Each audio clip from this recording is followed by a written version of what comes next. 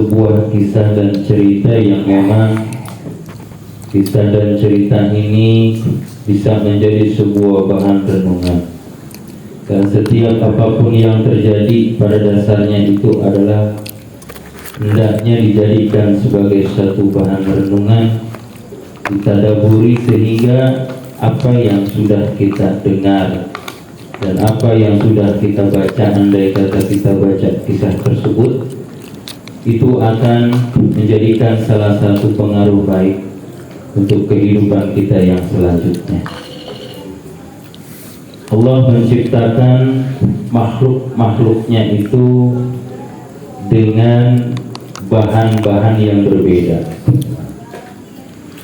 Ada yang bahannya dari cahaya, berarti dia dikatakan makhluk tersebut malaikat.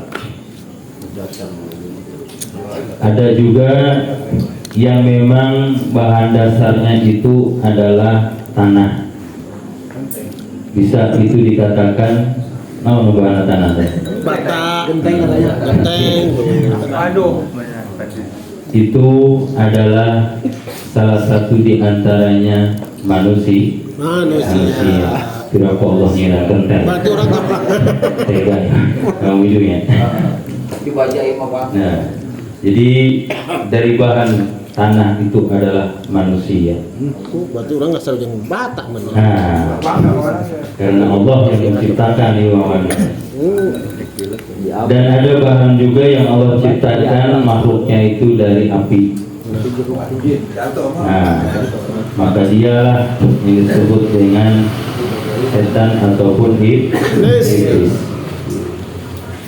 Ini luar biasa dari penciptaan Allah yang Maha Kuasa, sehingga malaikat diciptakan dengan cahaya, maka dia tidak memiliki yang namanya nafsu, yang ada kebaikan terus.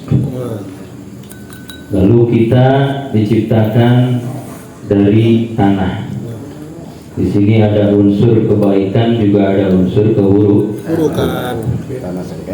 Nah, bahkan ada satu makhluk lagi yang diciptakan dalam penjelasan ini dari api, yaitu adalah syaitan atau iblis. Maka ia selalu cenderung kepada hal-hal keburukan. Nah, maka saat ketika manusia diciptakan oleh Allah Subhanahu wa Ta'ala, karena dari bahannya itu adalah tanah, maka akan kembali juga ke tanah. Sedangkan kalau melihat dari sejarah iblis ini dalam sejarah ini memang diciptakan dari api. Tapi makhluk ini pernah di surga. Pernah di surga. Ya. Pernah ngalaman di surga, ini namanya iblis itu. Akan tetapi yang menjadi permasalahan dia menjadi hina, kalau sudah di posisi di surga pasti Allah itu kan memberikan kemuliaan. Tapi kenapa iblis ini harus dikeluarkan dari surga tersebut? Karena satu sifat yang dimilikinya itu adalah kesombongan. Nah, dari kisah ini, iblis yang pernah tinggal di surga, dia dikeluarkan dari surga karena sombong. Kadang aneh manusia yang belum kita nih yang hidup di alam dunia sekarang, yang belum pernah mencicipi surga, tapi sombongnya kadang-kadang berkali-kali. Besar jeung iblis lah sombong teh nya. Nah, Lewi-lewi ti iblis berarti. ini cuma sekali hari tadi. Oh iya, tak. Wah. Tapi manusia di zaman sekarang, ayeuna ya, Nabi Adam, harapannya besar untuk ke surganya Allah dan belum mencicipi yang namanya surga tersebut. Tapi kesombongannya kadang-kadang lebih berulang-ulang ketimbang iblis. Coba. Jadi seolah-olah secara logika lebih kepada asal teh dijauhkan surga. Akan tetapi manusia yang diciptakan oleh Allah dari tanah ini bisa menjadi mulia kalau sudah Allah memuliakan, itu lebih mulia dari malaikat. Nah, ini hebatnya manusia itu kalau jadi Superman. Jadi kalau sudah hebat juga satu keterangan lebih hebat daripada malaikat. Yang malaikat itu diciptakannya dari cahaya. Bayangkan gitu kan. Nah, oleh karena itu hadirin jamaah rahimakumullah, berarti dari kisah singkat tersebut iblis saja yang pernah mencicipi namanya surga, lalu ia dikeluarkan oleh Allah karena satu kali kesombongannya. Lalu kita sebagai manusia yang hidup di zaman sekarang, di abad sekarang, kadang kita terlena dengan beberapa kali kesombongan kita menginginkan untuk memasuki surganya Allah Subhanahu wa ta'ala. Cuman ada satu syarat ketika mau ke surga, untuk ukuran kita mah ya harus melewati selesai alam dunia dulu. Berarti kita harus meninggal dulu. Nah, ya sebelum meninggal, nah di sini yang tidak akan menjadi salah satu bahan kita itu drop, lemah. Wah, kayaknya nggak mungkin nanti kita ke surga. Kalau ngelihat kisah tadi gitu kan, iblisnya cuma satu kali dia sombong aja udah dikeluarin.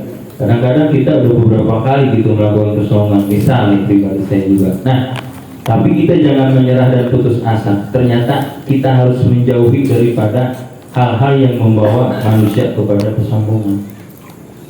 Dua hal yang biasanya menjadi ciri khas manusia sombong itu. Yang pertama adalah batalul haq, dan yang kedua adalah waqaudun nas. Yang pertama selalu menolak kebenaran. Kebenaran itu dari Allah, hadirin jamaah rahimakumullah. Kebaikan itu dari Allah. Ma asobana min hasanatin faminallah, wa ma asobana min sayyiatin faminafsi. Itu sudah jelas bahwa segala macam kebaikan pada hakikatnya dari Allah. Dan keburukan ternyata muncul, dibuatlah oleh manusia.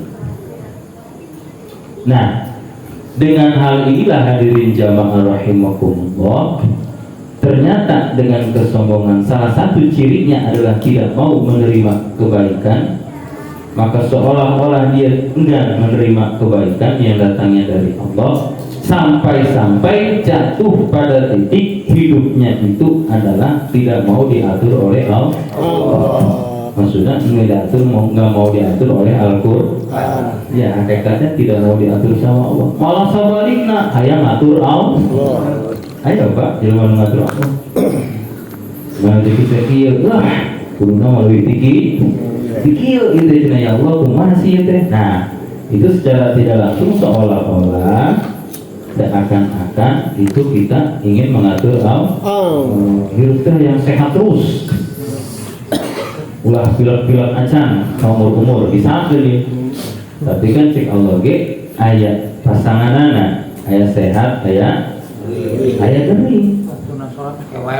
Nah, gitunya. Ada waktunya ibadah, juga ada waktunya kita bekerja. Nah, kadang banyak manusia itu berbalik, hanya ingin mengatur Allah. Itu yang disebut dengan batalul haq, menolak tentang kebaikan. Nah, dengan azan, gerak langkah kita menuju masjid atau musola itu berat. Tapi lamun ngandingi hiburan misal gitu ya. Adanya golek. Nah, gitu ya. Nah, iya. Padahal kurang mah tidaknya bisa imbangkan mereka.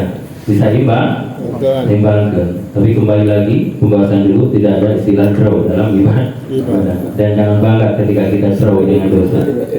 Itu bahaya juga. Hadirin jamaah rahimakumullah. Itu yang pertama, ciri orang yang sombong itu tidak mau menerima kebaikan dari siapapun. Kan sok aya geningannya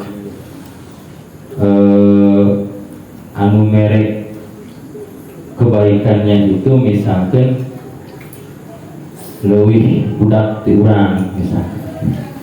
Kadang kalau secara kita melihat orangnya naon gitu kan.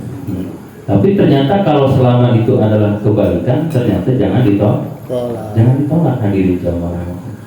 Karena ciri daripada kesombongan tersebut adalah menolak kebenaran. Rokok ka urang. Kebaikan eta. Nah, gitu. Yang kedua adalah ogom tunas, menganggap remeh orang lain. Boleh. Jangan menganggap remeh orang lain. Hati-hati hadirin jamaah rahimakumullah. Dalam pertandingan pun kita kalau menganggap enteng lawan sok cilaka. Hati-hati. Itu bahaya kadang-kadang. Karena walau bagaimanapun ada bahasa kita menganggap enteng orang lain itu seolah-olah kita yang paling gitu. Nah itu yang tidak bolehnya itu merasa kita yang paling segalanya. Nggak boleh hadirin jemaah rahimakumullah. Walaupun memang faktanya gitu katanya Ustaz.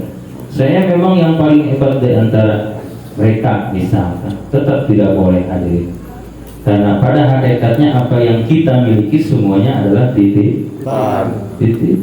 Bertepatan misalkan kita yang terbaik daripada yang mereka, maka disitulah memang Allah titipkan kehebatan kepada kita, bisa, gitu ya.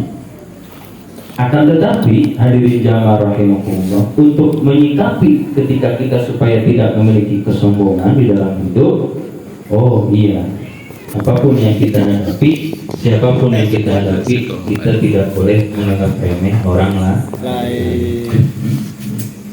Jadi kalau ada kebaikan datang, misalkan contoh dari orang yang balangsak, kalau misalnya susah gitu ya. Ceritanya orang lebih tinggi tibatan mainan misalkan gitu kan. Orang balangsak teh muncul kieu eta mun teh bahaya. Naon sih. Nah, iya, jadi kadang-kadang memang di situ iblis gak diem. Jadi kadang-kadang iblis memang gak diem. Nah, diintip lengahnya manusia ketika diberikan salah satu kelebihan dibanding orang yang akan memberikan kebaikan tersebut, iblis itu selalu mengintai kita. Di mana lengahnya kita? Kalau kita sampai kena perangkap iblis tersebut, naudzubillah, Allah sangat mudah untuk membalikan segala sesuatu yang memang dititipi kepada kita. Saat itu mungkin detik itu Allah akan cabut kembali. Naudzubillah ini. Itu bahayanya sebetulnya hadirin. Maka sudah dikisahkan beberapa kisah raja-raja yang memang apa kurangnya Fir'aun sebagai pejabat yang tinggi, bahkan orang mau presiden sebenarnya. Tapi kesombongannya akhirnya dia tenggelam di laut. Seorang korun kurang kumaha hartanya, banyak sekali itu hartanya, ya Allah ya Rabbana ya Karim. Tapi ternyata tidak bisa menyelamatkannya. Hampir-hampir dia itu luar biasa. Bukan hanya dia, beserta para tentara dan pengikutnya pun tenggelamkan di perut bumi. Nah inilah hadirin jamaah rahimakumullah. Ternyata ketika berbicara kesombongan itu adalah sangat urgen, dan kadang kita juga lupa dengan pribadi kita sendiri. Ngomong kieu ya, aing mah sombong ieu di rumah. Nah itu kan bahaya. Justru ucapan itu jangan-jangan seolah kita menganggap kita itu orang paling tawadu gitu. Nah, itu nggak boleh juga akhirnya. Iya. Nanya. Jadi itu hati-hati hadirin jamaah rahimakumullah. Maka innallaha la yuhibbul mutakabbirin. karena sesungguhnya Allah tidak cinta, tidak suka kepada orang-orang yang menyombongkan diri. Dan kumaha cenah bahasa kieu ya. Namun ayat satu kalimat satu bahasa misalkan orang teh alhamdulillah gitunya menang rezeki atau apa, terus cek batu orang teh wah hebat cenah madun mah cek madun aing Ke sombong dewa. nah itu tinggal tergantung menyikapinya hadirin jamaah rahimakumullah. Iya kalimat aing gitu kan. Nah ini hadirin jamaah rahimakumullah, apakah memang itu adalah merupakan pure datangnya adalah dari sebuah kesombongan yang kita munculkan di hadapan orang lain, atau memang itu hanya slogan biasa? Maka hati-hati hadirin jamaah rahimakumullah. Tapi pada hakikatnya kesombongan itu memiliki dua ciri khas. Yang pertama adalah selalu menolak kebenaran atau menolak kebaikan. Bahkan masya Allah, namun bisa ketika ada yang mengingatkan kebaikan teh, mestinya yang mengingatkan tersebut kita itu kasih hadiah dengan apa yang kita miliki dan kita mampu. Gitu hadir. Untuk di jalan dia mau bidu teh ngomong, "Bidu, isu kan orang makan Jumat teh jam 10 yuk ah." Nah, mau bidu teh kena njijiro, berekeun. Sampai di mata akan anak. Nah, maksudnya sarfaro gitu. Wah, iya bener dengan jaga hadiah ya. Awalnya jeruk kata sepalasik di sini air 50, berikan 10 maka mana nanti. Jadi berilah dia hadiah karena secara hakikatnya itu adalah merupakan salah satu hal kebaikan yang memang diberikan kepada kita. Hakikatnya dari Allah, cuma secara syariatnya dari orang tersebut. Sanggup mah jika itu kata hadirin jamaah rahimakumullah. Yang kedua adalah jangan menganggap remeh terhadap orang lain. Karena pada hakikatnya ketika kita memiliki kehebatan, kekuatan, kelebihan, ingat pada hakikatnya itu adalah hanya sebuah titipan dari Allah. Dan bagaimanapun Allah sangat mudah untuk membulak-balikan tentang keadaan manusia siapapun. Maka hadirin jamaah rahimakumullah, betapa takabur, betapa kesombongan ini adalah hal yang memang jangan sampai ada di dalam diri kita. Kita jauhkan sifat kesombongan ini karena ini akan membahayakan kita baik hidup di alam dunia ataupun di alam akhir. Syukur-syukur manehna geus mah diberi kelebihan baik harta, kemampuan, tapi dia tidak sombong. Itu lebih hebat. Lebih parah dari geus mah miskin Sombong. karena repot atau kan. Nah itu dia. Iya, jadi apa yang mau disombongin gitu kan akhirnya. Nah makanya hadirin jamaah rahimakumullah, kalau posisi kita misalkan agak lebih dengan rekan-rekan kita, wah justru ini adalah anugerah dari Allah Subhanahu wa Ta'ala. Justru disitulah kita lebih diuji, lebih besar sebetulnya. Ya. Kebahagiaan, kekayaan, kemewahan, kelebihan yang diberikan kepada kita oleh Allah misalkan, justru disitulah kita kadang-kadang mudah tertipu. Inilah sebetulnya pada hakikatnya kita sanggup atau tidak menjadi pribadi manusia yang tetap rendah hati ataupun tawadhu dengan apa yang kita miliki. Lalu ketika kita diuji dengan serba kekurangan, mampukah kita juga tidak melakukan sebuah kesombongan, tapi cukup kita mengatakan bahwa ini memang bagian dari ujian dari Allah, dan insya Allah kita sikapi dengan penuh kesabaran. Insya Allah. Namun dia selalu kita ingat di dalam kehidupan kita tidak akan pernah menjadi pribadi yang angkuh ataupun sombong. Kenapa demikian? Karena kisahnya begitu banyak akhir hidup daripada orang-orang yang menyombongkan diri. Banyak ayat-ayat Al-Quran yang menjelaskan tentang bagaimana bahayanya sifat sombong tersebut. Mudah-mudahan kita sebagai umat Nabi Muhammad SAW tentunya kita mengidolakan beliau, dan di dalam kehidupannya Rasulullah SAW pun tidak mencontohkan sifat kesombongan, tapi yang ada adalah tetap tawadhu ataupun rendah hati. Mudah-mudahan apa apa yang saya sampaikan kiranya bisa bermanfaat. Kita menjadi pribadi manusia diuji sama Allah dengan kekayaan pun kita masih tetap stay pada posisi yang semestinya yang diridhoi oleh Allah. Dan ketika Allah memuji kepada hidup kita serba kekurangan pun, mudah-mudahan kita juga stay dengan kondisi dan sikapi kita itu sesuai dengan keinginan ridho Allah Subhanahu wa Ta'ala. Kita doakan Bapak Hilal sekeluarga senantiasa Allah berkahkan rezekinya. Akhir semuanya senantiasa Allah berikan kesehatan, berkah rezeki, hasil maksud dan tujuan kita bersama.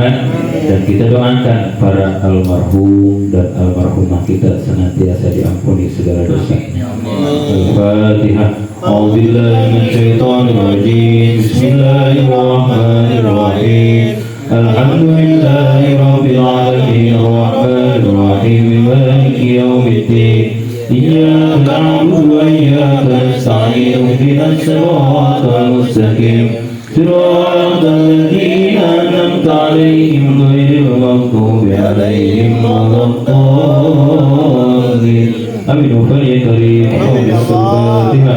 Sirrul Fatihah. Karamatil Fatihah. Bil mu'jizatil Fatihah. Ibtana ya Allah abwabal khair wa abwabal barakah wa abwabal salam syawal afiyah wa barakah ala tayyiban kasiran mubarakan wa atullahu alhamdulillahi rabbil alamin. Assalamualaikum warahmatullahi wabarakatuh.